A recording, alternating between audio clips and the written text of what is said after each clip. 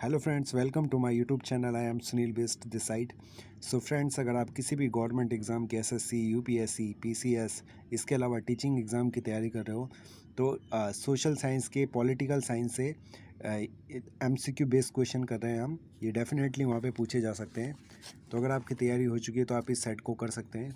आइए देखते हैं इसका पहला क्वेश्चन।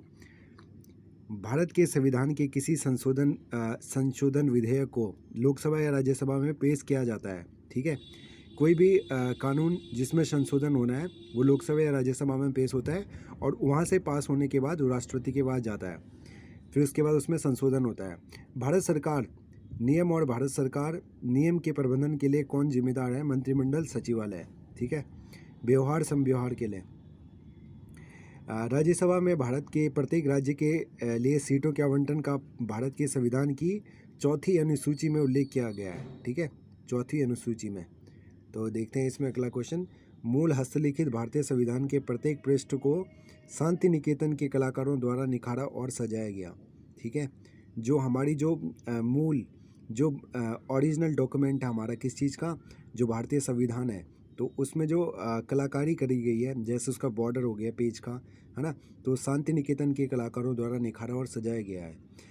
इम्पोर्टेंट क्वेश्चन है, किस देश ने यौन शोषण के शिकार लोगों के लिए संयुक्त राष्ट्र के कोष को पहला योगदान दिया? तो भारत ऐसा राज्य था, ठीक है, जिसने यूएनओ के जो ट्रेजडी है किसके संबंध में, यौन शोषण के शिकार लोगों की सहायता के लिए, उनके लिए भारत ने योगदान दिया। पहला देश है भारत। अगला क्वेश्चन है 78। संविधान की निम्नलिखित अनुसूचियों में से किसका सही मेल नहीं है? 11वीं अनुसूची में अनुसूचित क्षेत्रों और अनुसूचित जनजातियों के प्रशासन और नियंत्रण का प्रावधान निहित है, ये गलत है। 8वीं अनुसूची में भाषाओं का जिक्र है, बिल्कुल सही है, पहला पॉइंट। दूसरा पॉइंट, 9वीं अनुसूची में कुछ अधिनियम और विनियमों की सत्यापन, ये भी सही है। 12वीं अनुसूची में नगर पालिकाओं की शक्ति, अधिकारों और जिम्मेदारियां निहित है। अगला क्वेश्चन देखते हैं 79।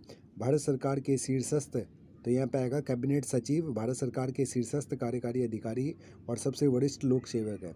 लोक सेवक अर्थात ब्यूरोक्रेट, जो यूपीएससी की परीक्षा के द्वारा चुने जाते हैं, जिनको हम IAS कहते हैं। तो जो कैबिनेट के सचिव होते हैं केंद्रीय सचिवालय के, वो सबसे बड़े वरिष्ठ लोक सेवक है। ये बात को ध्यान रखना हमने, ठीक है। कैबिनेट सचिव किसके? सेंट्रल सेक्रेटरीट के, केंद्रीय सचिवालय के। निम्नलिखित में से कौन सा विषय राज्य सूची का एक हिस्सा है? तो राज्य सूची का कौन सा हिस्सा है?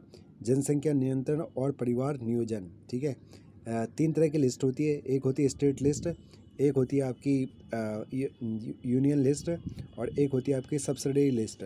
ठीक है, एक होती संघ सूची, राज्य सूची और समवर्ती सूची।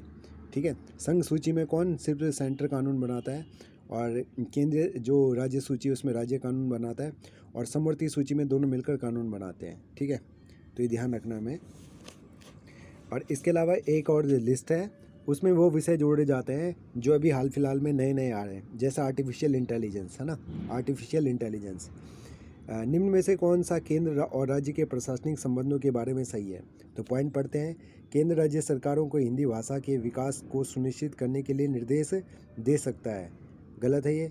ठीक है, हिंदी भाषा के विकास को केंद्र राज्य सरकारों, संसद को किसी अंतर्राज्यीय नदी या नदी घाटी में पानी के उपयोग, वितरण या नियंत्रण के संबंध में किसी भी विवाद या शिकायत पर न्याय निर्णय करने की शक्ति के साथ निहित किया गया है।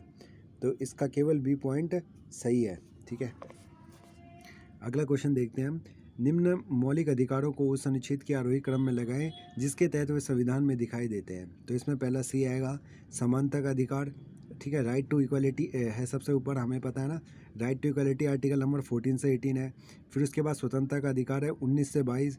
फिर उसके बाद आपका शोषण के विरुद्ध अधिकार है, राइट अगेंस्ट एक्सप्लॉयटेशन, और संस्कृति और शैक्षिक अधिकार है उसके बाद।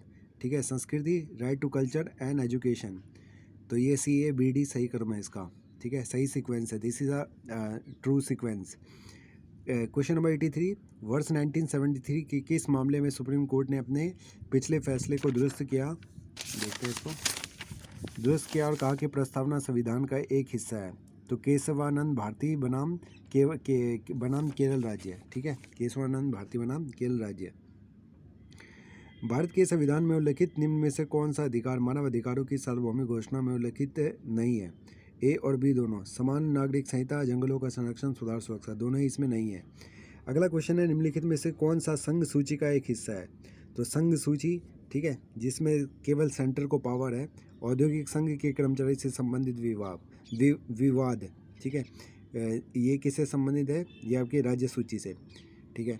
निम्नलिखित में से संवैधानिक निकायों में से किसके पास कानून बनाने के मामले सबसे कम अधिकार है? राज्यों की परिषद के बीच, ठीक है, राज्यों की परिषद के बीच। यदि एक नागरिक के लिए सूचना का अधिकार आरटीआई अधिनियम के तहत पहली अपील और दूसरी अपील के उपाय का इस्तेमाल समाप्त हो जाता है तो वह संविधान के अनुच्छेद 226 के तहत उच्च न्यायालय में जा सकता है, ठीक है। कौन से अनुच्छेद? आर्टिकल 226 के तहत। भारत एल्यूमिनियम कंपनी लिमिटेड में सरकार की हिस्सेदारी के विनिवेश के खिलाफ दायर जनहित याचिका ऐतिहासिक जनहित याचिका मामला माना जाता है, क्योंकि इसके नतीजे में अदालत ने यह कहा कि सरकार के आर्थिक फैसलों को चुनौती देना अदालत के दायरे में नहीं आता है। तो इस तरह से ये इस सीरीज़ के क्वेश्चन इस वीडियो में इतना ही करेंगे। फिर मिलेंगे एक नए वीडियो में, बने रहें मेरे साथ। तब तक के लिए good bye, have a good day, take care.